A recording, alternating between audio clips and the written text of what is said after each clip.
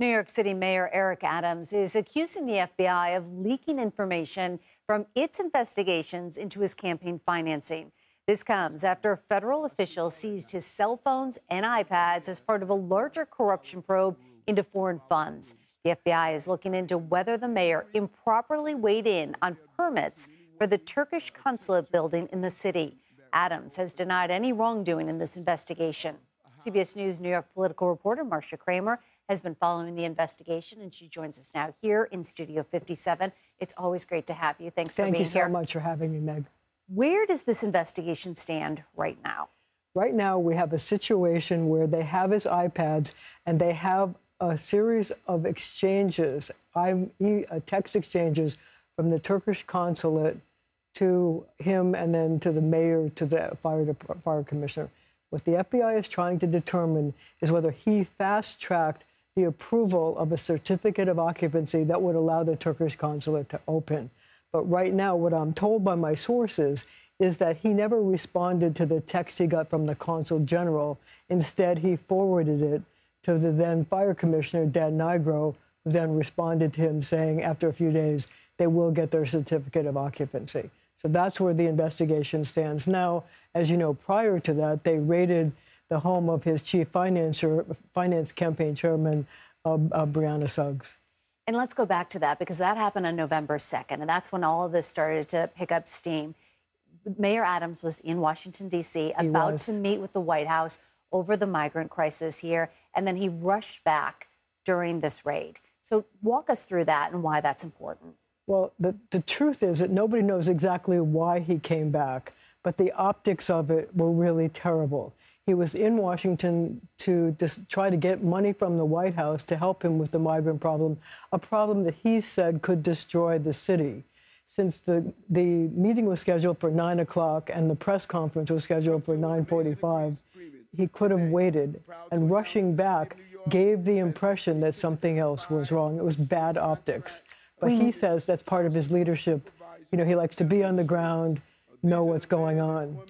Mayor Adams has never been implicated in anything, but he has faced other ethical issues in the past. Over the years. And so how does that play into all of this? Well, you know, there have been ethical issues that have been raised going all the way back to when he was a state senator and in charge of the Gambling Commission.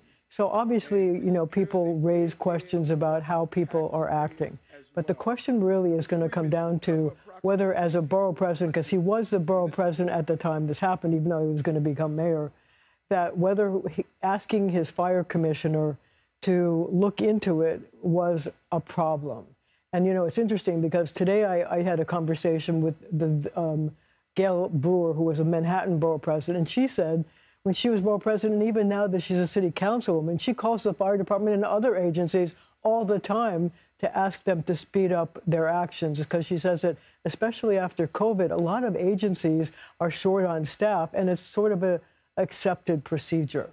What would happen if the mayor is implicated in any of this? You know, I think on some level it's not fair to speculate at this time for this reason. Number one, he hasn't been charged with anything, and neither has Brianna Suggs. Number two, he's cooperating with the investigators, and in fact, I know from sources that after it happened, both the City Hall staff and the campaign staff did an internal investigation, and they actually found evidence of someone who acted improperly, and they immediately turned that over to the federal officials. So they are trying to give the appearance of cooperating. It's too early to speculate as to what could happen. Obviously, if he gets charged, it's going to be a whole other ball of wax. Who is Brianna Suggs? You know, an article just came out talking about that. Pretty inexperienced. She's a 25-year-old woman who got her start in Mayor Adams' office as an intern while she was still going to college. Now, how she got from an intern to the head of all of his finance operations is something nobody has been able to explain to anybody. But she was clearly close to the mayor and close to one of his chief advisors, and that may be why she got the job. Also, the mayor has defended it, saying it's very difficult for women of color to get high-level positions. And he's been very happy with the money she's raised. She raised something like $18 million, so he's not complaining about that. What are you looking at right now? Like, what You've been doing this for so long and investigating city politics, but, is there anything that you're keeping an eye on in particular? Well, see, there's several things that are going on at the same time. There's the investigation, and we want to see if he did anything other than this, if he did anything to help people who contributed to him. We're looking for straw donors, people who allegedly made donations to the campaign, but they really didn't, and their donations were given by somebody else, so it's a straw donor.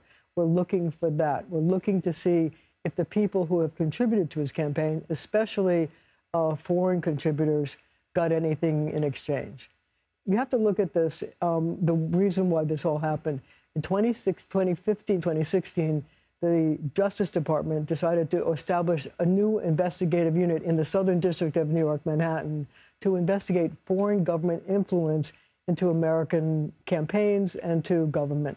It came after the 2016 presidential campaign when there were allegations that the former President Trump was involved with Russia, that there were things about Hillary Clinton, so they've been investigating.